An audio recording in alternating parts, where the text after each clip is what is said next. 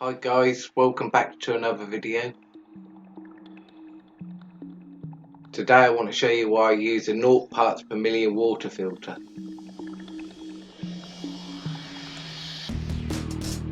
I thought it'd be fun to show you the difference of how the water dries from tap water compared to the filtered water.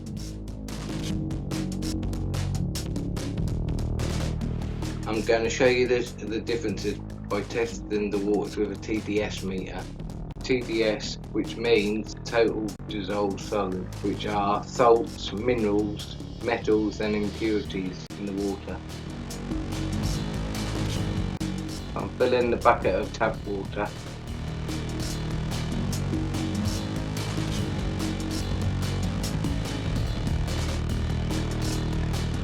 And it comes in at 440 parts per million. I'm now attaching the water filter to the hose line.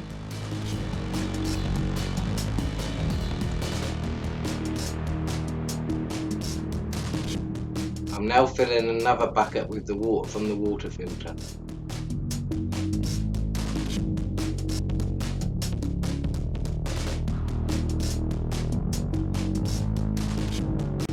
I'm testing the water from the filter and it's coming in at only 6 parts per million. I sprayed filtered water on one side of the bonnet and tap water on the other side, and we're going to have a look at the difference.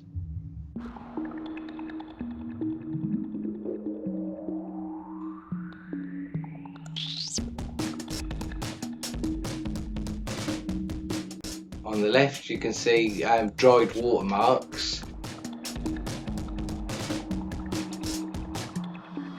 and on the right it's pretty much spot free. I measured the performance of the water filter using the TDS meter.